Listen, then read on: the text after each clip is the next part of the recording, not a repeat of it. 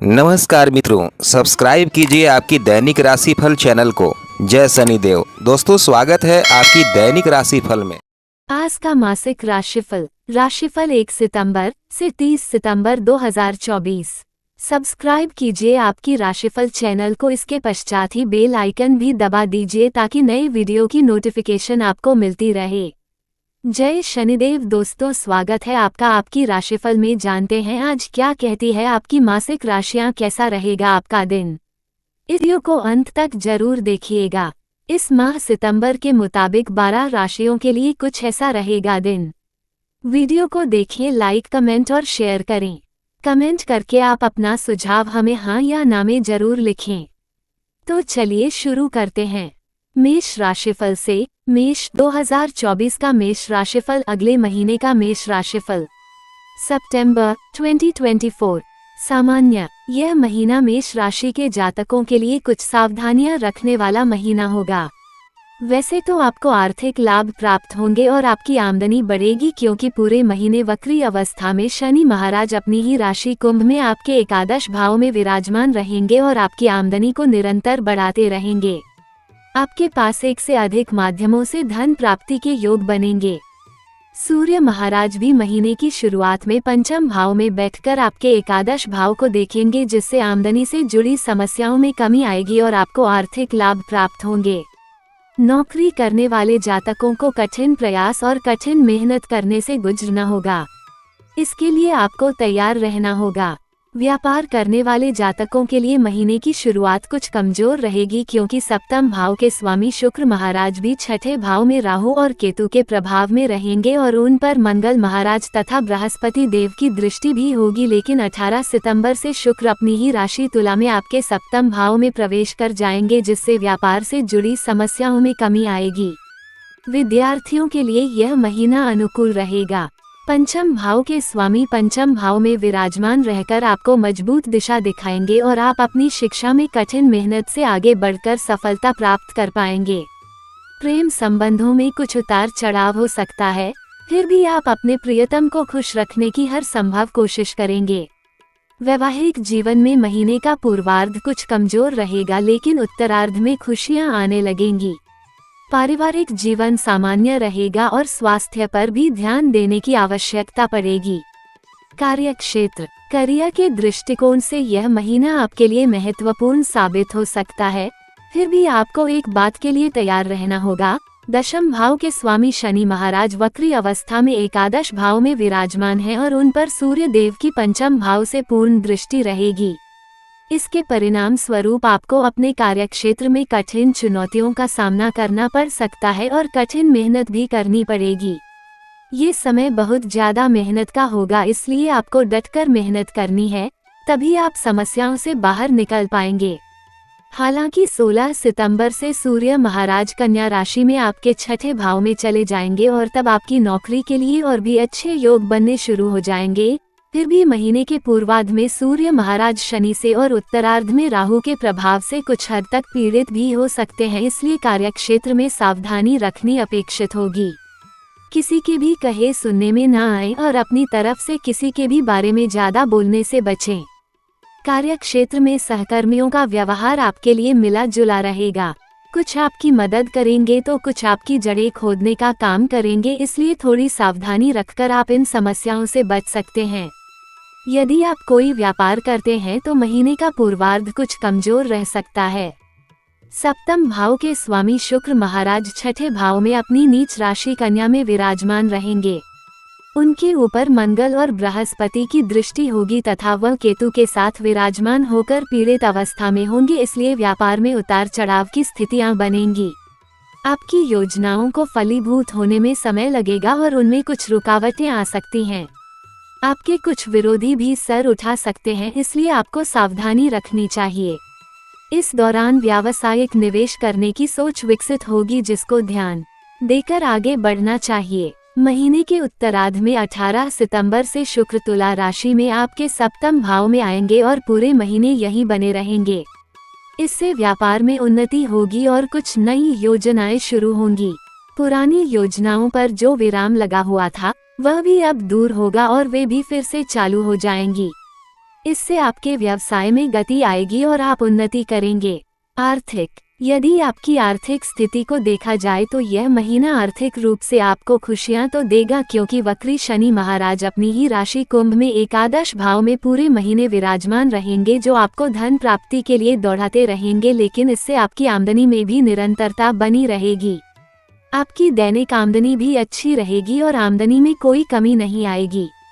पंचम भाव में बैठे सूर्य महाराज भी अपनी राशि में रहेंगे और आपको आर्थिक लाभ प्रदान करेंगे।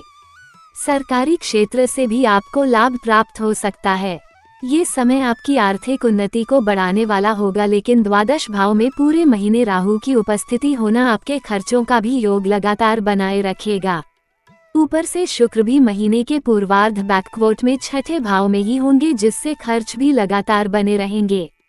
महीने के उत्तरार्ध में 16 सितंबर को सूर्य और 23 सितंबर को बुध के बीच छठे भाव में आकर द्वादश भाव को देखने से आपके खर्चों में तेजी और आने की संभावना बनेगी। इसलिए आपकी आमदनी तो भले ही बेहतर हो, लेकिन खर्च बहुत तेज गति से बढ़ेंगे, जिन पर नियंत्रण रखना आपके लिए बहुत आवश्यक होगा, अन्यथा आर्थिक चुनौतियां आपको परेशान कर सकती हैं। स्वास्थ्य, यह महीना स्वास्थ्य के दृष्टिकोण से थोड़ा कमजोर रहने की संभावना दिखाई दे रही है। राशि स्वामी मंगल तो तीसरे भाव में रहकर आपको भरपूर साहस और पराक्रम प्रदान करेंगे और आपकी स्वास्थ्य समस्याओं में कमी प्रदान करेंगे, लेकिन दूसरे और सातवें भाव के स्वामी शुक्र महाराज छठे भाव में अपनी नीच राशि कन्या में केतु के साथ विराजमान रहेंगे और उन पर मंगल और बृहस्पति की दृष्टि होगी, जिससे आपको पेट से संबंधित समस्याएं और जिन जातकों को मधुमेह की समस्या है उन्हें ज्यादा परेशानियों का सामना करना पड़ सकता है। अपने स्वास्थ्य और अपने खान पान पर बराबर ध्यान दें। यदि आपकी कोई दवाई चल रही है तो उसे नियमित समय पर लेते रहें और भरपूर परहेज करें। इसी से आप इन समस्याओं से निकल पाएंगे। महीने के उत्तरार्ध में शुक्र यहां से निकल जाएंगे तो समस्याओं में कमी आएगी, लेकिन सूर्य और बुध भी छठे भाव में आकर राहु केतु के प्रभाव में पीड़ित अवस्था में होंगे। इसलिए इस पूरे महीने आपको अपने स्वास्थ्य पर ध्यान देना होगा। प्रेम व वैवाहिक, यदि आप किसी प्रेम संबंध में हैं तो महीने की शुरुआत में सूर्य और बुध आपके पंचम भाव में रहकर आपके प्रियतम से आपकी दूरियों को कम करेंगे। आपका आपसी तालमेल बेहतर बनेगा। आप अपनी बातों को खुलकर अपने प्रियतम से कह पाएंगे, लेकिन शनि महाराज वक्री दृष्टि से पंचम भाव को देखेंगे, जिससे किसी की नज़र आपके प्यार को लग सकती है। इसलिए प्यार के मामले में थोड़ी नरमी रखें और अपने प्रियतम से थोड़ा कम मिले या मिले भी तो लोगों को न बताएं, क्योंकि ज़्यादा लोगों को पता चलने से आपके रिश्ते में तनाव बढ़ सकता है। महीने के उत्तरार्ध में जब सूर्य कन्या राशि में 16 सितंबर को छठे भाव में चले जाएंगे, तब परिस्थितियां और बिगड़ सकती हैं और एक दूसरे से कहासुनी हो सकती है। फिर बुध महाराज 23 तारीख को आपके छठे भाव में चले जाएंगे, जहां पर सूर्य भी विराजमान होंगे, तो इस स्थिति में हल्का सा सुधार होगा, लेकिन आप कोई भी ऐसा काम ना करें जिससे समाज में आपको अपमान सहना पड़े। आपसी समन्वय को बेहतर बनाएं और अपने रिश्ते में मर्यादित बने रहें। इसी से आपका रिश्ता बेहतर चल पाएगा।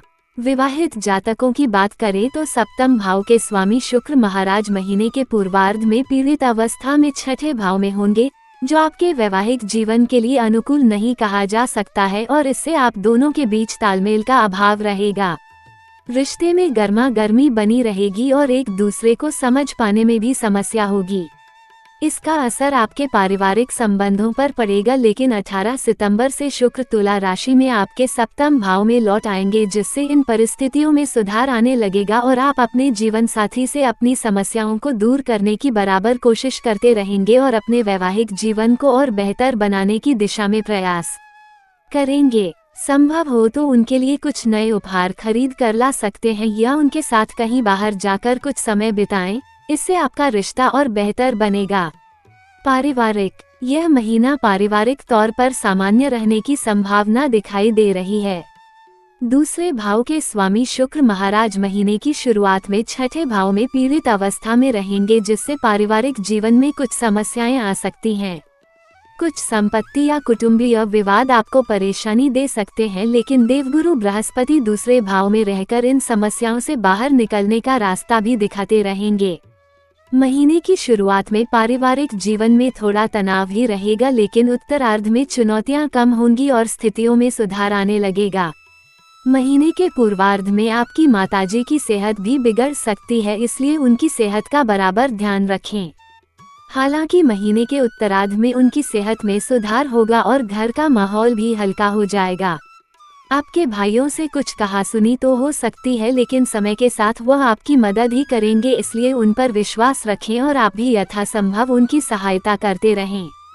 इससे आपके बीच अच्छा सामंजस्य बना रहेगा, जो परिवार की बेहतरी के लिए बेहद जरूरी होगा। उपाय: आपको प्रतिदिन सूर्य को तांबे के पात्र से अर्घ्य देना चाहिए। अर्घ्य वाले जल में हल्दी लगे पीले चावल जरूर डालें। बृहस्पतिवार के दिन केले के वृक्ष की पूजा करें। कर्ज से मुक्ति पाने के लिए ऋण मोचक मंगल स्तोत्र का प्रतिदिन पाठ करें। श्री मंगल महाराज जी के किसी भी मंत्र का नियमित रूप से जाप करें। ये राशिफल आपकी चंद्र राशि पर आधारित है। इसके अलावा व्यक्तिगत भविष्यवाणी जानने के लिए ज्योतिषियों के साथ फोन पर या चैट पर जुड़े।